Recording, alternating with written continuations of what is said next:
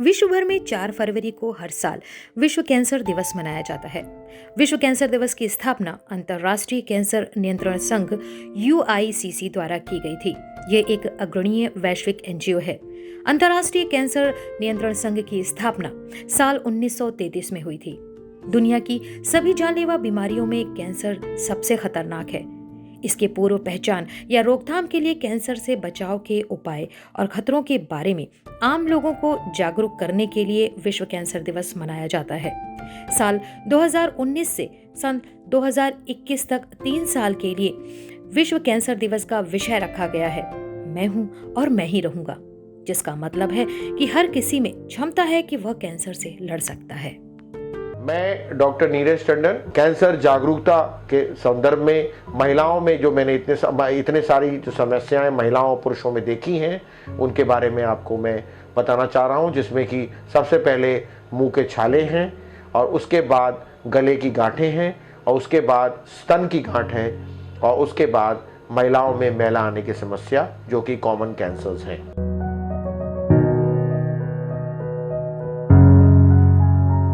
मुंह के छाले ये एक आम समस्या है। हर आदमी के कभी न कभी अनुभव करी होगी ये समस्या। हमको, आपको, किसी को भी हो सकती है। कभी कोई तीखा खाया हो तो उसके बाद मुंह में छाले हो जाते हैं, या फिर मिर्च मसाले का खाना खा लिया हो तो मुंह में छाले, यदि पेट साफ नहीं हुआ हो तो भी मुंह में छाले हो जाते हैं। उन छालों को हम लोग एप्थस अल्सर्स बोलते हैं, जो नॉर्मल है, जो नॉर्मल दवाई से ठीक हो जाते हैं। पर यहां पर मैं आपको उन मुंह के छालों के बारे में बताना चाहता हूं जो आपके 3 हफ्ते से ज्यादा ठीक नहीं होते हैं। ऐसे मुंह के छाले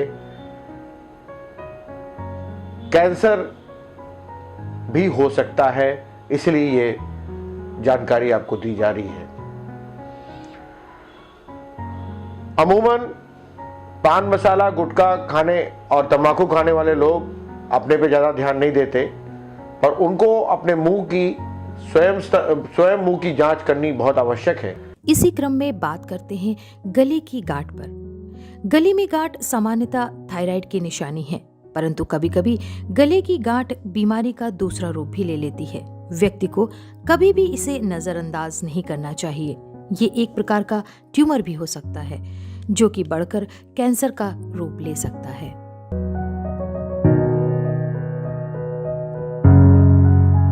गले में गांठें आमतौर पर आपने बच्चों में देखा होगा। छोटे बच्चों में गले में गांठें होती हैं और वो दर्द भी करती हैं, उनमें टॉन्सिल हो जाते हैं, निगलने में तकलीफ हो जाती है उनको, तो वो गांठें दर्द करती हैं। तो वो गले में गांठें जो होती हैं वो थोड़ी नरम होती हैं और दर्द करती हैं। तो वो नॉर्मली आप डॉक्टर को मिलते हैं, डॉक्टर आपको दवाइयाँ देते हैं, एंटीबायोटिक देते हैं, आम भाषा में टीबी बोलते हैं। वो भी डॉक्टर जांच करते हैं, सुई की जांच वगैरह करके और एक्सरे वगैरह करवा के वो तपेदिक का इलाज करते हैं और वो भी ठीक हो जाती हैं। और तीसरी गांठें जो होती हैं वो थोड़ी नरम गांठें होती हैं। वो हम लोग के पास जब मरीज आते हैं तो वो एक तरीके की गांठों का ही कैंसर होता है, जिसको हम लोग लिम्फोमा बोलते हैं। और चौथे टाइप की गांठ होती जो है वो थोड़ी कड़ी गांठ होती, जैसे आपका जबड़ा है कड़ा, उस तरह करानी जरूरी है। घर बैठे रहने से कुछ नहीं होगा या देर से पहुंचने से कुछ नहीं होगा। आपको इस सब के लिए जागरूक रहना है। इस तरह की नरम गांठ व दर्द न होने वाली गांठ या इस तरह की सख्त गांठ, मुंह में कोई जख्म, छाला हो तो वो हमेशा कैंसर की जांच, सुई की जांच करानी उसमें बहुत आवश्यक है। जैसे ये मरीज हैं, इनके जवान के नीचे गांठ थी, जवान में गांठ थी, इनका ऑपरेशन हुआ और फिर गले की गांठें निकाली गई। इस तरफ की ये देखिए निशान है, इनका ऑपरेशन हो चुका है, हम लोगों ने करवाया था। और इनको मुंह में, तुम्हें मुंह में जख्म था? हाँ, मुंह में जख्म था, जवान में?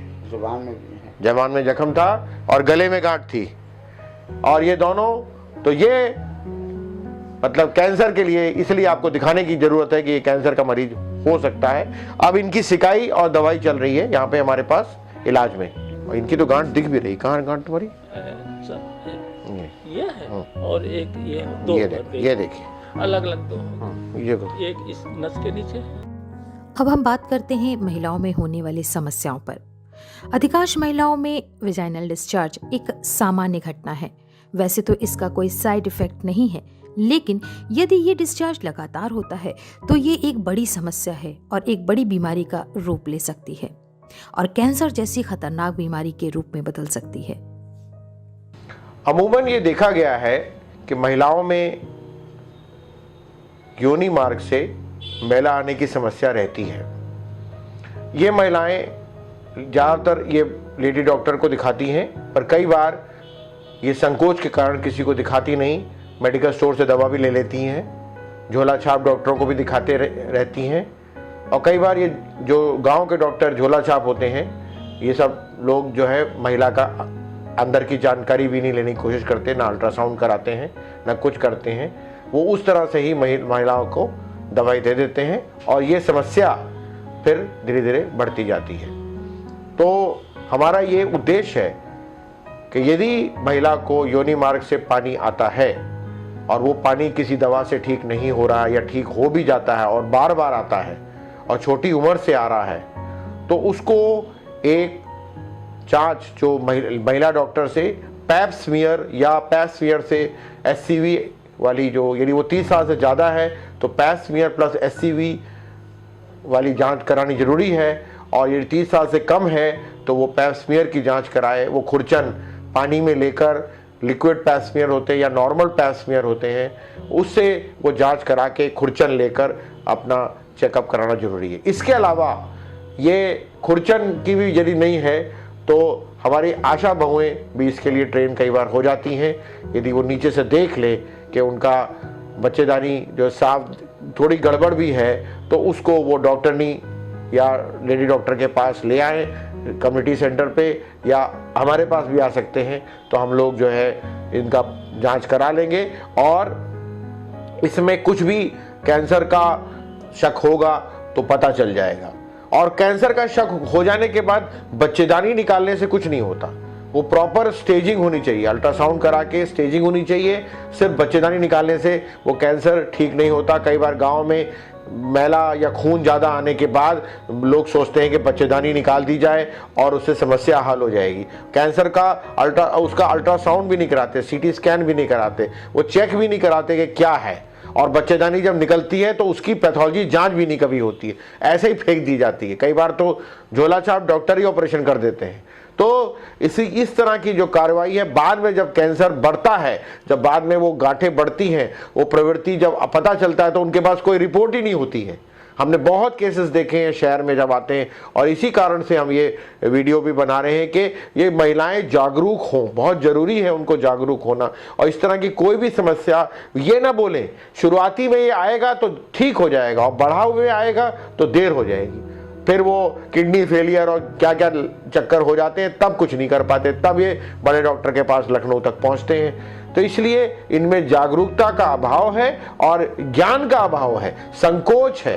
संकोच से बाहर निकले, अपनी जांच कराएं, कायदे के डॉक्टर से जांच कराएं, जिससे कि आपकी बीमारी पकड़ में आए।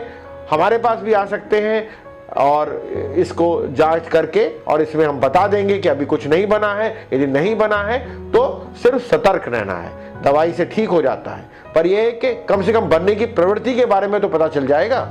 महिलाओं में बढ़ती उम्र में बदलाव होना एक आम बात है। बढ़ती उम्र के साथ कुछ महिलाओं के ब्रेस्ट में छोटी गांठ बन जाती है, लेकिन इससे घबराना नहीं चाहिए, क्योंकि हर गांठ कैंसर नहीं होती। लेकिन अगर ऐसी कोई गांठ ब्रेस्ट में हो तो उसका उपचार शीघ्र ही कराना चाहिए। ब्रेस्ट में होने वाले असामान्य बदलाव की तुरंत जांच करानी चाहिए।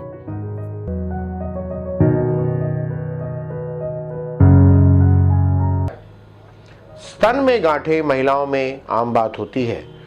जब से महिलाओं का माहवारी शुरू होती है तब से है, या फिर उसमें निपल आपका ऊपर की तरफ चला जाएगा, पिचक जाएगा या अंदर को घुस जाएगा। हालांकि ये सब में ये कैंसर नहीं होता है, पर यह है कि इस तरह की समस्या हो तो आपको जागरूक रहना है और दिखाना है। लेडी डॉक्टर को दिखाना है, हमको भी दिखा सकती हैं। और इसके अलावा गांठ जो महीने के साथ बढ़ती घटती रहती है उसकी चिंता करने की इतनी ज़रूरत नहीं है, पर जो महीने के साथ लगातार बनी हुई गांठ है वो बढ़ती निकले तो वो भी चिंता का विषय है। और कहीं कोई गांठ भी ना हो तो हर महिला को 40 की उम्र के बाद स्वयं स्तन की मैमोग्राफी करानी बहुत ज़रूरी है, और इससे पहले वो अपना स्वयं स्तन की जांच कर सकती है। और यदि वो करा सकती है तो मैमोग्राफी भी कराए।